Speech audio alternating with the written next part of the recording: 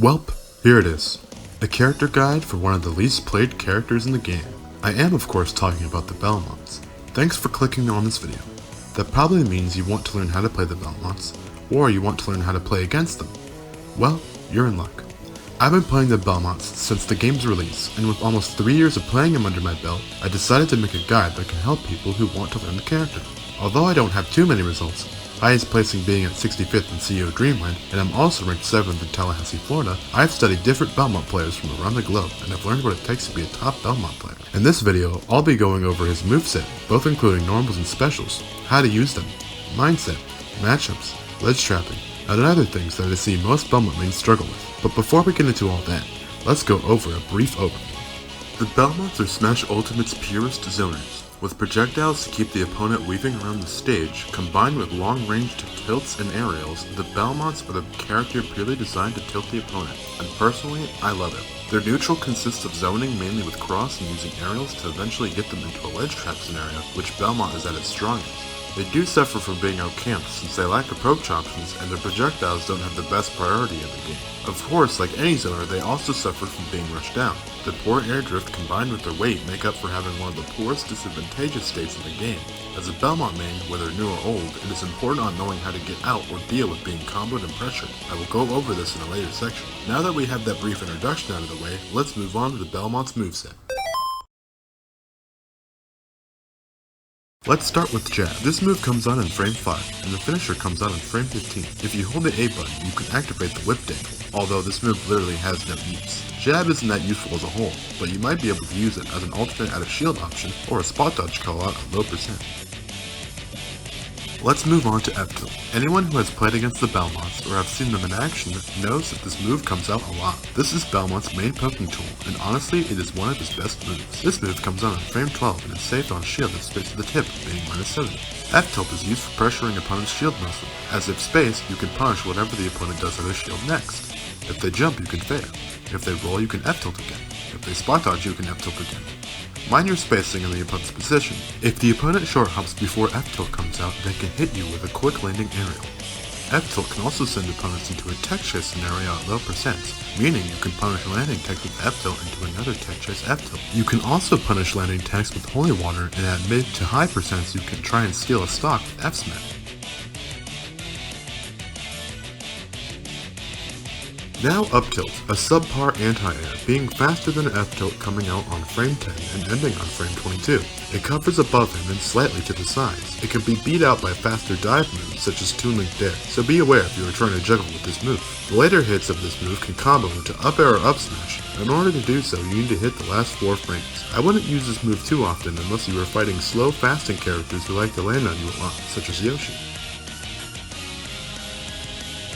Now let's talk about down tilt, both the first and second hits since they both have their unique uses. This move is Belmont's fastest tilt coming out on frame 7. It's a decent mix-up to get out of the corner. However, keep in mind not to use this move too often, as the second hit is unsafe on shield. If the opponent catches on, you could be hit with a fast out of shield option or even a kill move. This move can 2-frame certain recoveries, with the first part, and if the opponent hangs from ledge too long, it will also hit certain characters. Due to the lingering hitbox of the first hit, it can catch neutral get-ups from ledge. If you have cross out, you can use the first hit to knock them into the cross and then proceed to combo. At higher percents, the first hit will send them into tumble. You can get a jab block if they miss the tech. You can also get a down smash if they miss the tech or if they roll in. If they tech out, you can F smash. Down tilt can also kill at percents 160 or above if you manage to catch neutral get up at ledge.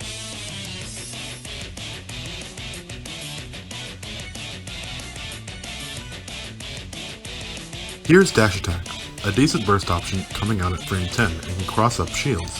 This is unsafe on shield being -26. However, if you throw a cross in the opposite direction, you can bait out dash grabs which can lead into combos and kills if the opponent gets hit.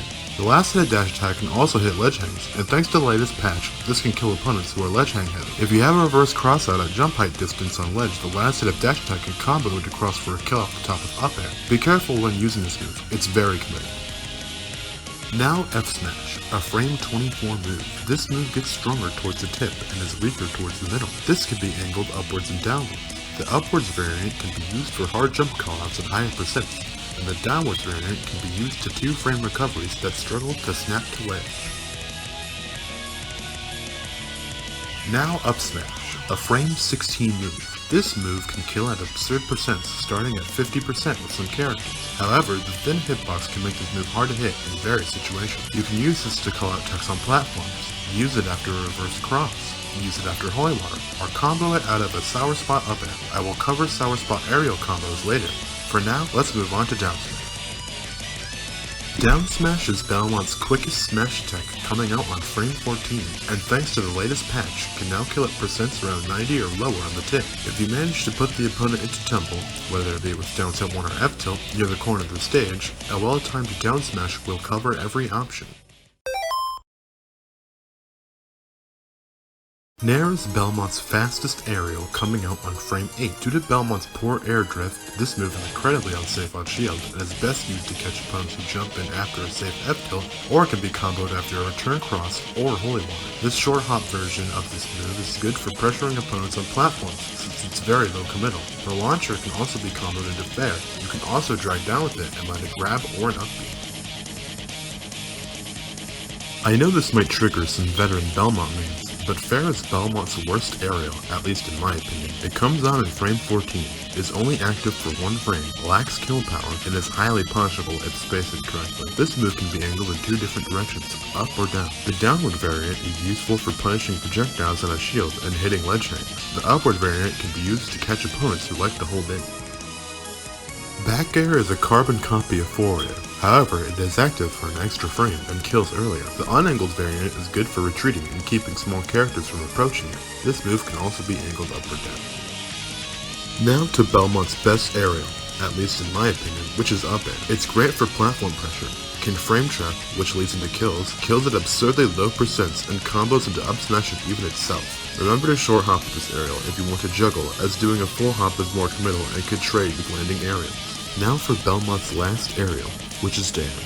A lot of Belmonts love this move for some reason, but honestly, I don't see why. It has low priority, and it is a very situational move. You can try and cheese an early stock with Dare Upbeat, but people who know the matchup in 2020 will most likely DI and survive. Best to use this very rarely or not at all. It loses most trades. If you want to land with something, I recommend learning how to fast fall air dodge. Well, that certainly took a long time. Now that we have boring aerials and normals out of the way, we can finally move on to what Belmont is best known for. Good old special moves. Let's start with Belmont's neutral B, the Axe. Axe can be B-reversed and wave bounced, however, due to this move's slowness, there isn't much use for it. You can tilt the control stick forward or backward to change the launch distance. Unfortunately, Axe doesn't have a lot of priority, so it can be beaten out by projectiles and even some normal moves. Due to the angle of Axe, the opponent can run under Axe and punish the end lag, or if they are close enough in the air, fast fall and punish. This move should not be used in neutral. This move is best used when the opponent is forced to recover low. If you hit the opponent's recovery with Axe, you can get some early kills depending on percentages, character weight, and DI. At mid percents, you can go for Axe F-Mash, or if you're feeling confident enough, you can fish for Axe Dare. At higher percents, if you short hop Axe, you can follow up with Fair, Cross Fair, or another Axe. Let's get into one of Belmont's most in-depth tools, Cross. This projectile comes out on frame 19 and ends on frame 64. You can either smash input cross or tilt input cross. Cross can also be B-reverse and wave bound. As previously mentioned, the return hit of cross can be used to make dash attack cross up safe. The return hit can also combo into up smash or up air. The limit of this move is only to your imagination. The initial hit of cross can be comboed into fair. In some scenarios, you can use the first hit to frame trap them into the second hit. Personally, I like to use Axe after they air dodge the first hit, then combo them. I call it the Frosty. You'll mainly want to practice using cross to pressure the opponent into shielding or jumping, both of which can be punished. Mind your spacing when using this move. If you use it too close to the opponent, they can jump in and punish the startup. Now let's discuss Belmont's up B, the uppercut. This by far is one of the most tilting moves in Belmont's kit. It comes on in frame 6, with intangibility frames on frames 5 through 6. This makes it a very reliable move out of a parry.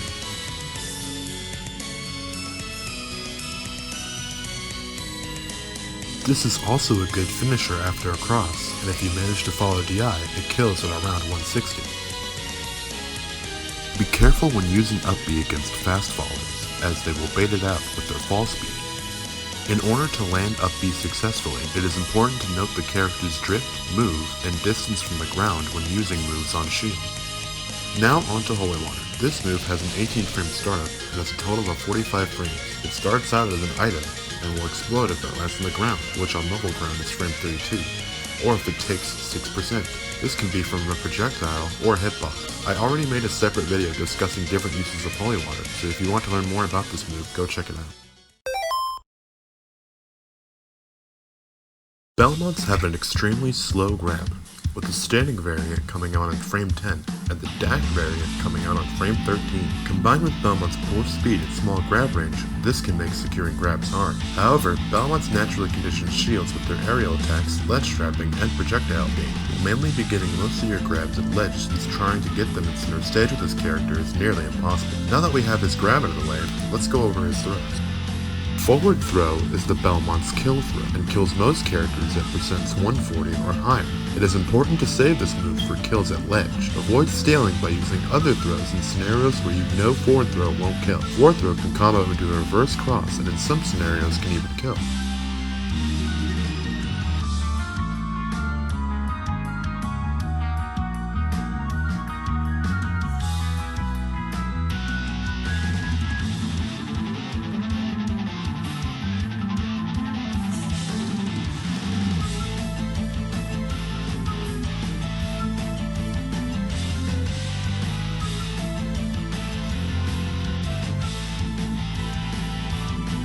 Back throw is mainly used for stage control at high percents, around 90 to 120. This can't combo into reverse cross as well as Belmont's other throws, but it's his most second reliable throw for stage control. Up throw is an extremely good throw for frame trapping.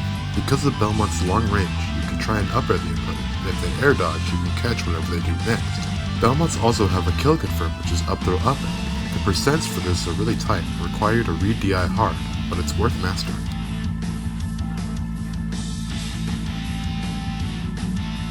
Down throw is Belmont's combo throw, as it combos into fair at low to mid percents. You can also read air dodges with Holy Water to get bigger damage.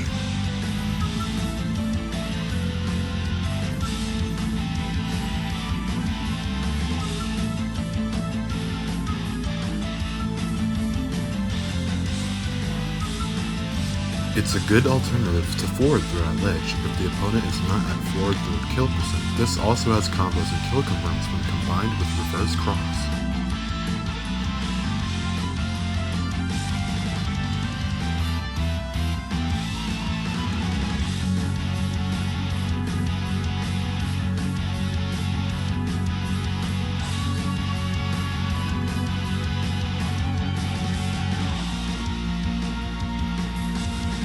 Now that we finally got Belmont's specials and normals out of the way, I want to dive into Belmont's prime area, ledge trapping.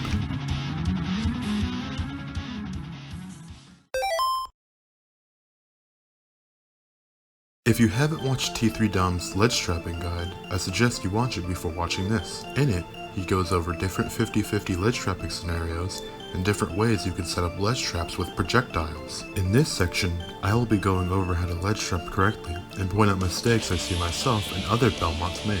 The first thing I notice is setting our projectiles, such as Axe or Holy Water, too late. It is important to time your special moves, whether it be with Axe or Holy Water, before the opponent snaps ledge. If you input something like down B after the opponent snaps ledge, they can punish you. Mind your spacing when using specials to ledge trap as well. If you're too close, the opponent can trade with a get up attack and you'll lose your advantage state. The second topic I want to go over is mixing in aerials and normals within your ledge trapping. Moves such as F tilt or fair are great for pressuring opponents who are either at ledge or in the corner shielding. If spaced, you can react to whatever they choose as their next option. Projectiles are more committal and take more time to set up. Although they are good at pressuring, they are easier to get around than normal moves. Try and keep a healthy balance in between the two. Characters such as Yoshi or Samus like to disrupt your ledge trapping phase by covering themselves with projectiles. If you catch on to this, it is important to shield and punish what they do afterward. Patience is crucial when it comes to ledge trapping. The kill will come eventually if you keep them in the corner long enough. Just be patient. Lastly, I briefly want to go over cross-trumping confirms. If you throw tilt cross and trump your opponent into it, you can get various confirms depending on percents. At mid percents, you can go for nair into bear, which kills most characters at around 50%. Percents around 130, you can go for upbeat.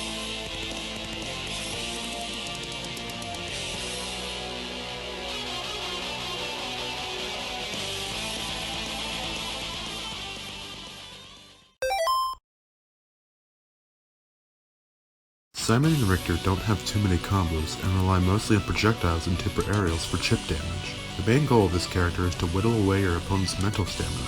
If the opponent is frustrated enough, they won't be making too many decent decisions mid-match, which is what you want. The combos that Belmont do have are heavily situational and require projectile awareness.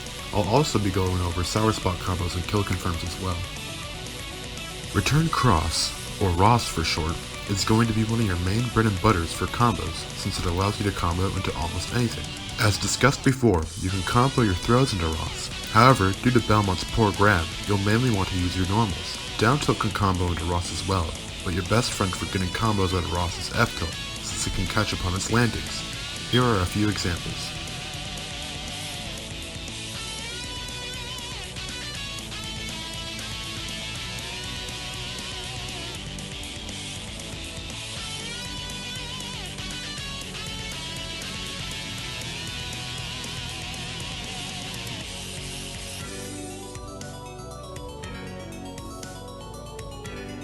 I have a separate video talking about different holy water combos, so go check it out after this. Holy water is a decent combo tool as it gives access to sour spot up air combos. However, holy water has one of the worst SDI multipliers in the game. It's extremely easy to SDI out of, and sometimes characters can just jump out of it. Holy water also gives access to weak bear up smash and weak up air up smash. These confirms generally work around 50 to 60%. You must angle bear upward to launch forward. Platforms are extremely useful for Belmonts as they allow for extensions with holy water. Many of Belmont's moves can send the opponent into tumble on platforms, allowing for specific kill setups.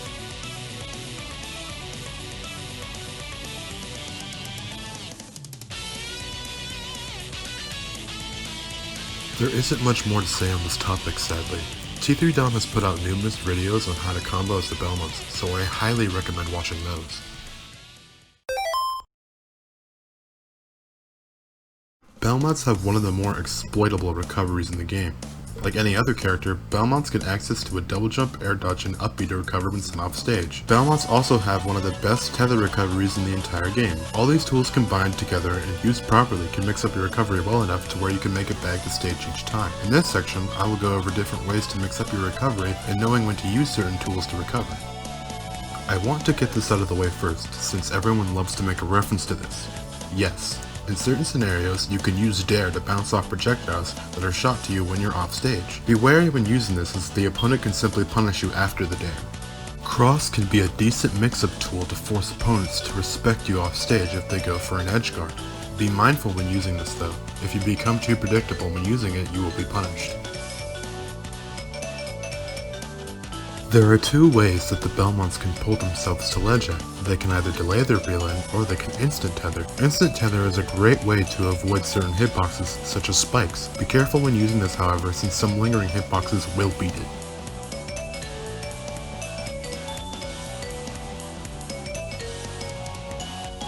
Mixing up between instant tether and delaying your reel-in can throw the opponent off their edge guard again and allow you to get to stage successfully.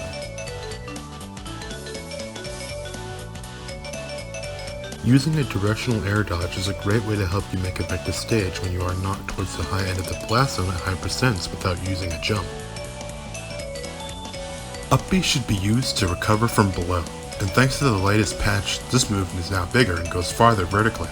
You can use the disjoint of up B to beat out lingering hitboxes. That sums up the recovery portion of this video.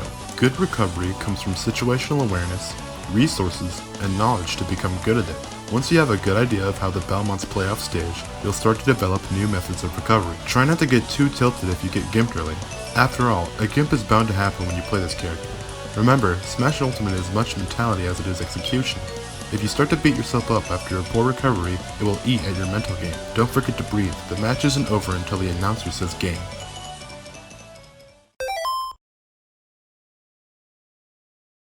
Alright, well, we're finally at the end.